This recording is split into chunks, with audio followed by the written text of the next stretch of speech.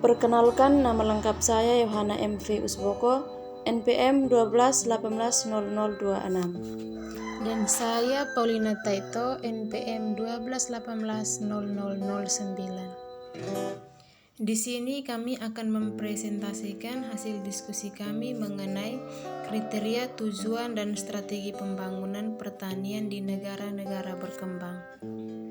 Kriteria, tujuan, dan strategi pembangunan pertanian di negara-negara berkembang.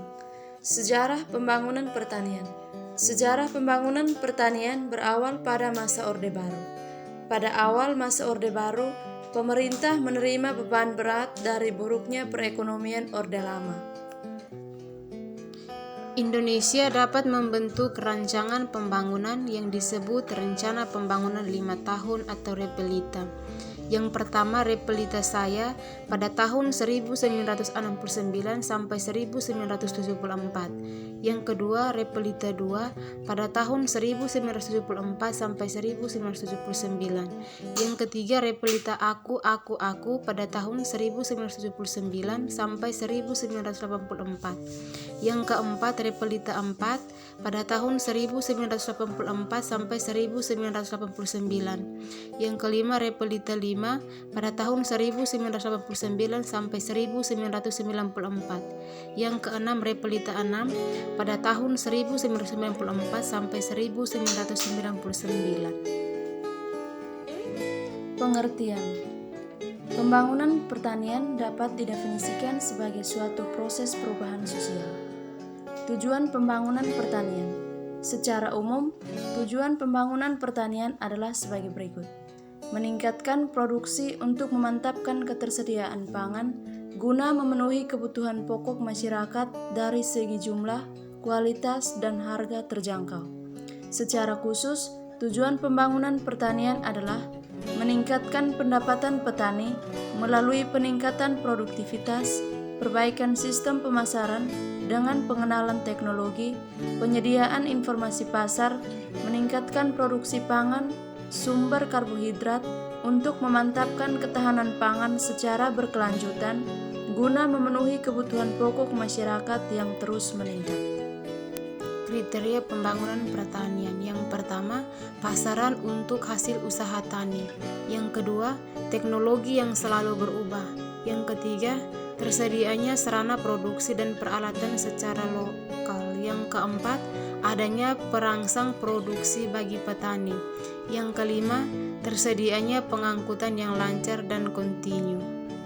Selain kriteria pokok pembangunan pertanian, ada juga kriteria penunjang pertanian, yaitu yang pertama, pendidikan pembangunan, yaitu pendidikan pembangunan yang dititik beratkan pada pendidikan non-formal, yaitu berupa kursus-kursus, pelatihan, penyuluhan, dan sebagainya.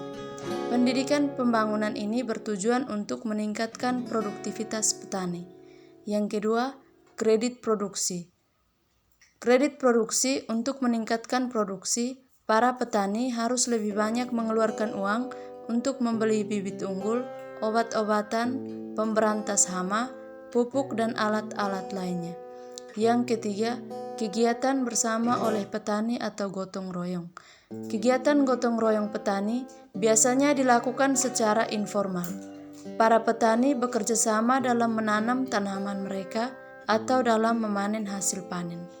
Yang keempat, perbaikan dan perluasan tanah pertanian. Ada dua cara tambahan untuk mempercepat pembangunan pertanian, yaitu yang pertama, memperbaiki mutu tanah yang telah menjadi usaha tani, misalnya dengan pupuk, irigasi, dan pengaturan pola tanam. Yang kedua, mengusahakan tanah baru, misalnya membuka petak-petak sawah baru. Yang kelima, perencanaan pembangunan pertanian. Perencanaan pembangunan pertanian adalah proses memutuskan apa yang hendak dilakukan pemerintah mengenai tiap kebijakan dan kegiatan yang mempengaruhi pembangunan pertanian selama jangka waktu tertentu. Pembangunan pertanian di negara berkembang. Negara berkembang di Indonesia. Pembangunan pertanian di negara berkembang yaitu di Indonesia. Pembangunan pertanian diarahkan untuk meningkatkan produksi pertanian guna memenuhi kebutuhan pangan dan industri dalam negeri, meningkatkan ekspor dan pendapatan petani, memperluas kesempatan kerja, serta mendorong pemerataan. Peranan pemerintah daerah sangat diperlukan untuk meningkatkan sektor pertanian agar dapat meningkatkan kontribusi terhadap peningkatan kesejahteraan masyarakat. Peran ini dapat diimplementasikan dan memperkecil kendala dalam pengembangan sektor pertanian akan dapat berpengaruh pada peningkatan sektor pertanian sebagai upaya peningkatan ekonomi rakyat. Di Indonesia, sebagian besar penduduk miskin berada di daerah pedesaan dan mereka menggantungkan hidupnya di sektor pertanian, maka peran pertanian di Indonesia sangat jelas dalam penanggulangan kemiskinan. Dengan kata lain, pertumbuhan pertanian merupakan salah satu kunci dalam penanggulangan kemiskinan. Contoh kasus pembangunan pertanian yaitu dengan cara penyaluran jenis pupuk bersubsidi Kecamatan Bibukian Lewi pada tahun 2018, total untuk jenis pupuk urea sebanyak 29,15 ton, pupuk NPK sebanyak 3,45 ton. Total pupuk bersubsidi pada tahun 2019 untuk jenis pupuk urea sebanyak 37,10 ton, SP36 sebanyak 0,50 ton, dan NPK sebanyak 5,20 ton.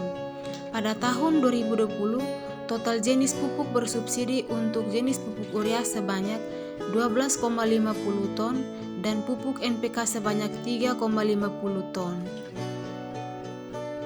Baik, inilah hasil diskusi kami. Sekian dan terima kasih.